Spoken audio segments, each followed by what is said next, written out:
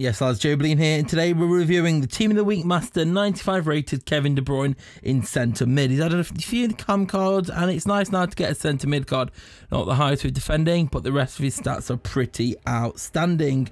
As you see here, first up, yes, he does roulette, and his overall stats are just pretty incredible. Obviously, these are the boosted stats.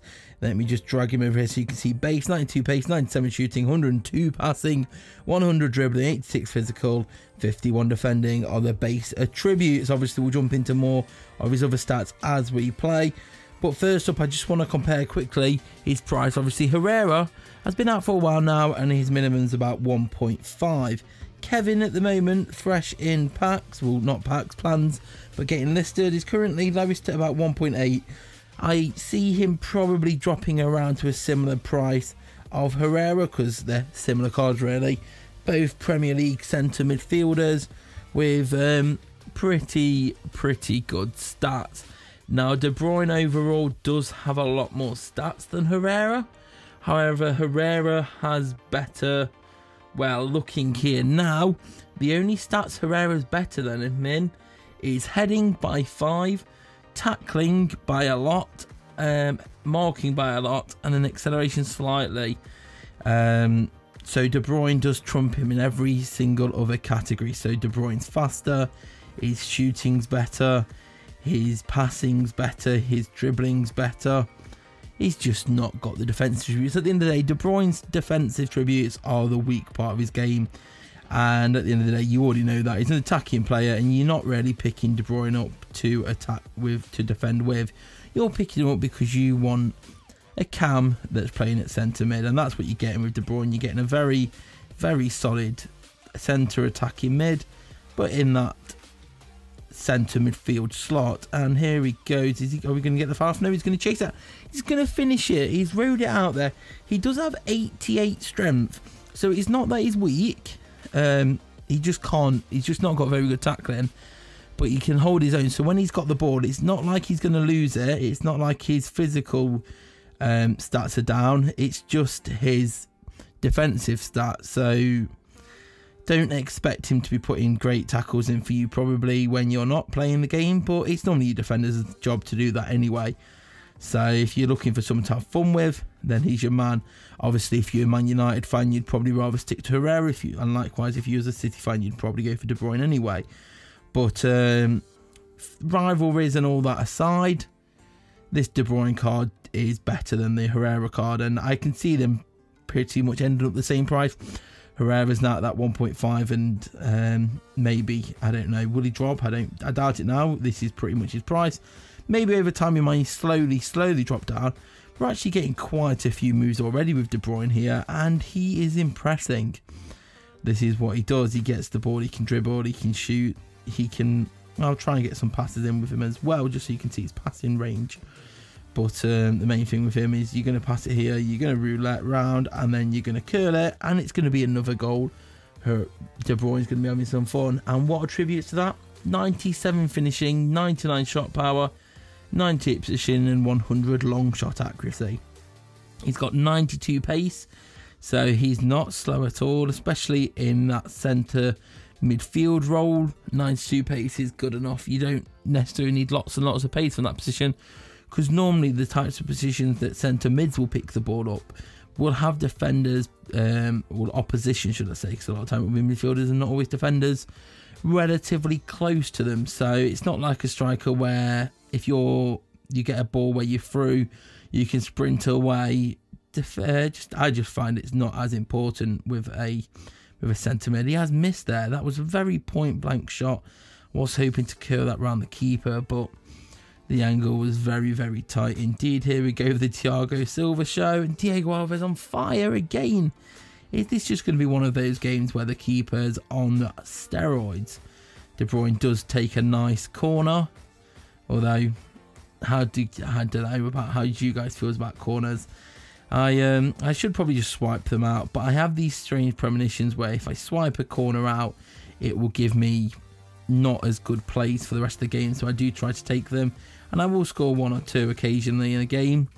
It varies. I just try to put it into that middle zone and try and swipe someone's head onto it. Oh, Took a slight deflection, but what a free kick that is from Alaba. Not that we're concentrating on Alaba, always available, but we need Aguero to sprint away here. No, he's going to... trying to find De Bruyne there, but step back and it wasn't the right move. Just going to swing this over. He's going to find De Bruyne, actually, who's going to knock it to Iniesta. You can't get the shot away. This has not been a good game. I don't know if it's just me, have we just not had the chances this game, or have we? Well, we've had two very good chances that Diego Alves rose to the occasion and made sure it wasn't. But here we've got De Bruyne from quite far out, actually. So we're going to roulette round and then we're going to curl it. And it's gone in the end. It was a tight angle. And I was half expecting the defender to put a block on it, if I'm honest. But he didn't. Got past the keeper. And it was Griezmann there on the end of it. So all's good and funky monkey in the end. Rest of De Bruyne stats, like 105 crossing. What have we done there? We've run for too long. I was you know what it was? I looked away from the screen to look up at forehead to double check the stats, and before I knew it, I'd run myself into trouble. That should be a free kick, and Alaba can continue his fine form this game and finish that. Yes, he can, but yeah, De Bruyne's got 92 free kick accuracy. Obviously, your highest free kick stat taker will always take free kicks. So because I've got higher like Alaba and quite a few other lads, I haven't got to take any with De Bruyne, unfortunately. But he has got 103 short passing and 97 long passing. So that's pretty fun, isn't it? Like, we can make them passes and we can thread it through. We haven't obviously had the opportunity in this game to show you them, but we'll try hopefully this final game. Right, let's have a look. Okay, we will take that from Iniesta. That was a right rocket bang. I don't know if De Bruyne can claim any of that, because that was more him getting tackled. However, could you say that was... No, I'm not even going to try and claim that as a tackle pass. It was just a very unfortunately well-timed tackle for both parties. He tackled De Bruyne. He tackled it right into pass Iniesta, ready to pop, reload, bang, bang. Right, De Bruyne out wide. Let's have a look. No one inside to cross to, and we've rouletted way too early. It's not going to happen every time, but hey, I definitely prefer him to Herrera. Herrera was very, very good. I'm just finding De Bruyne slightly better in the field of attackery for midfielders. Yeah, that makes sense, doesn't it? You know what I mean. He's just that little bit sharper with his dribbling and his shooting, which is what I like to do. And he's that bit shooter. If you already have Herrera, would I say it's worth selling Herrera and buying De Bruyne?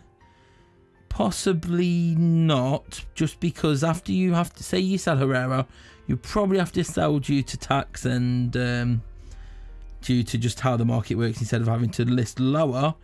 I bet you'd probably have to sell Herrera for about 1.2, 1.3, and then you'd lose the tax, which would be about 100k. So you'd probably, even though Herrera's going for about 1.5 on the market, I bet after selling him, you'd only end up with about 1.1, 1.2.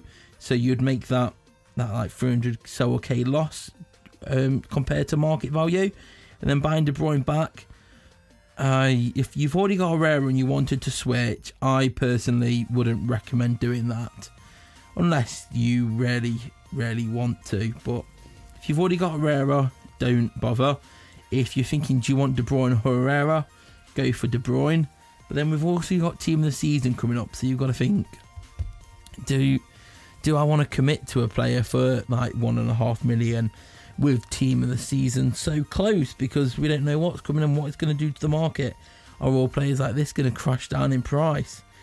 I don't know. Obviously, crafting wise, it's at the moment it is looking like you're already making a loss, because Mertens is still going for about 1.2, Garai's going for about 5 to 7. You can get Mertens for between 600k to 1.2, and if you can get him close to the 600 mark and Garai for the 500 mark, then yeah, you can break even and make a profit. So it could be worth doing it that way. Or if you're going for player of the month, of course, keep him for a bit, try him out. If you're crafting him, try him out, and you've still got Herrera, sell Herrera and keep De Bruyne. De Bruyne is better than Herrera. I just don't think he's good enough for it to be worth selling Herrera to pick up De Bruyne. But De Bruyne's fun to play with. He's sharp, his shooting's very sharp, his dribbling's great. I will be selling him on because I use my Modric, Iniesta and Vidal, who I do find better. But they cost a lot more. Vidal's not attainable anymore. So do leave a like if you enjoyed it. Subscribe if you're new here. Come follow me on Twitter at joebilineHD. And I'll see you all later. Peace. I like Doxy, yeah?